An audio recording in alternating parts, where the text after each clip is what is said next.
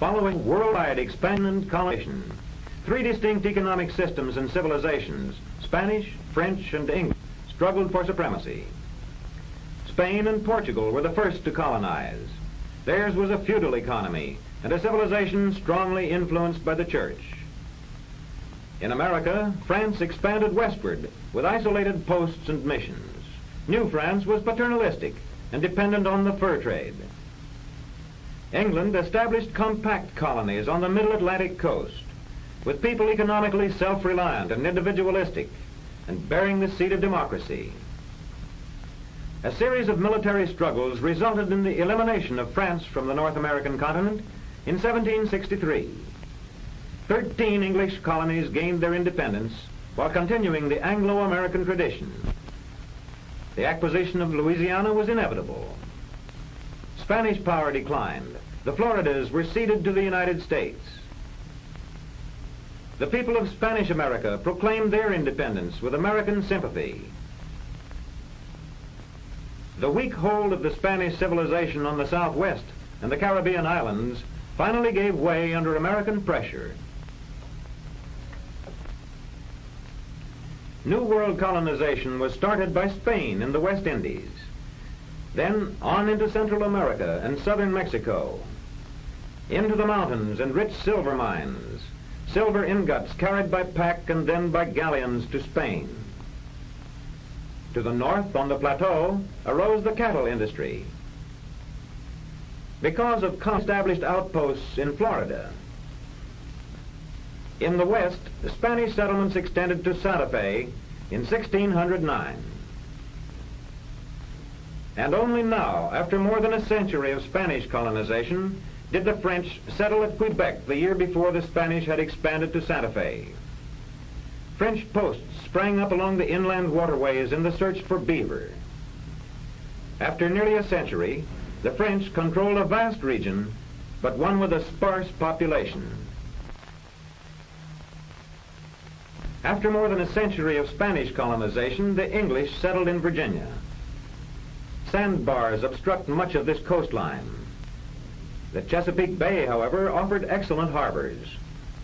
The larger rivers were navigable only to the fall line, separating the fertile coastal plain from the higher Piedmont region. To the west was the Appalachian barrier. Along the coast, climate and soil were favorable. The southern colonies could be nearly self-sufficient in foodstuffs.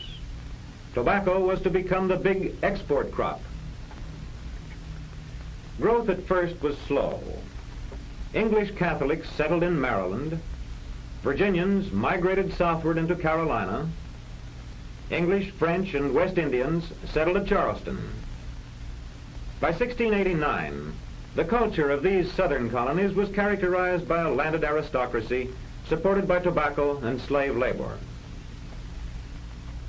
In New England, the rivers flow southward, and only a few were navigable. The indented coastline offered excellent harbors. The natural resources were the fishing banks for food and the vast virgin forests which provided lumber for ships and homes.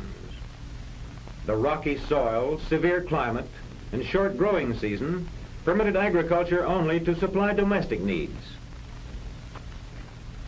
To this setting came the Pilgrims in 1620. Soon thereafter, the Massachusetts Bay Colony was founded, with rather crude beginnings. But soon, more settlers arrived and built permanent dwellings. People from Massachusetts settled the valley of the Connecticut River. Roger Williams led settlers to Rhode Island. The New Haven Colony was extended over to Long Island. Later, the New Haven Colony was combined with Connecticut, and the Plymouth Colony with Massachusetts. New England was now substantially settled. The houses were generally in villages, conducive to active community life, centered around the church and the town meeting. The Middle Atlantic region had excellent harbors. Large rivers, some navigable, lead far inland, and these facilitated extensive fur trade with the Indians. Between ranges of mountains flowed rivers flanked by broad, fertile valleys, where colonists soon were to produce wheat, barley, apples, pears, peaches, and dairy products, butter and cheese. The Dutch settled on the Hudson River, at the mouth and at the head of navigation. Shortly thereafter, the Swedes settled on the Delaware, but their weakness invited subjugation by the Dutch under Stuyvesant. Soon, the English took possession of all New Netherlands. Penn founded Pennsylvania as a Quaker colony. Early growth of these middle colonies was comparatively slow, owing in part to the manor system with its restrictions on individual enterprise.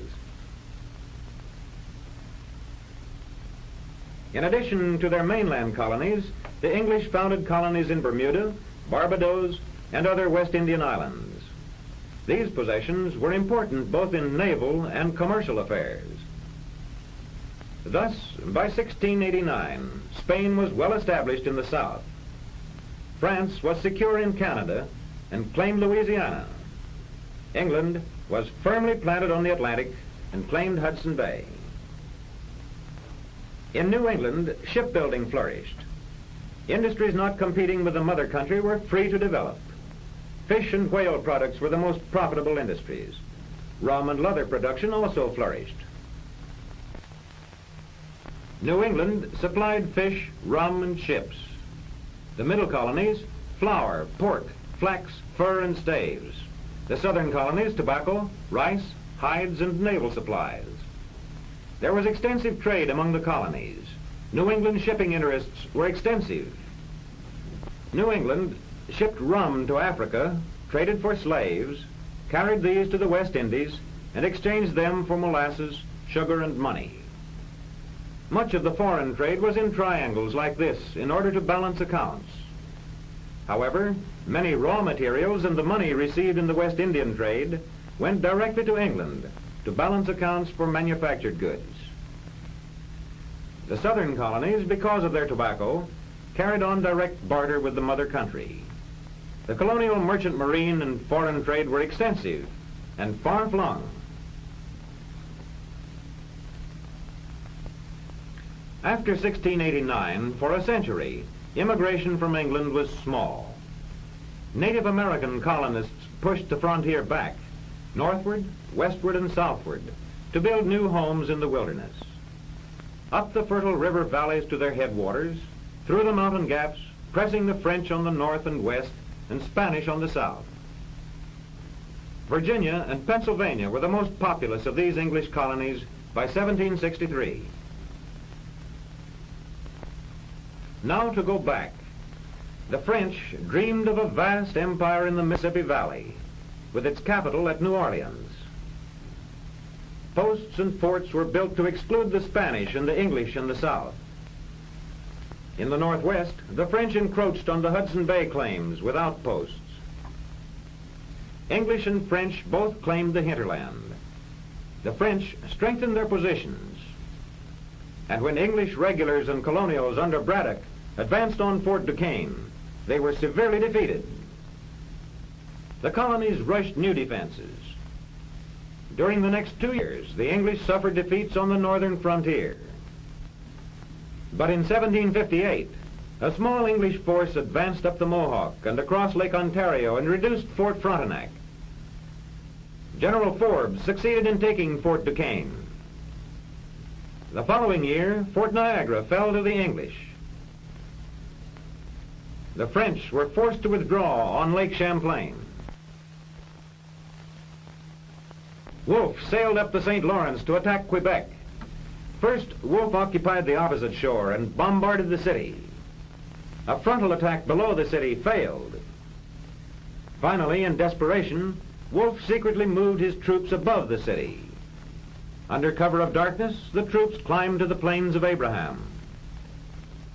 Montcalm, the French general, decided to attack. After the second English volley, the French line broke, and 4 days later Quebec surrendered. This battle sealed the fate of New France. The following year, 3 English and colonial forces converged on Montreal, which fell without resistance. In accordance with the England retained all of French Canada. The eastern part of Louisiana and West Louisiana went to Spain. Thereafter, the English colonies looked forward to rapid, peaceful expansion, little realizing that revolt would soon lead to the founding of the first free nation in America.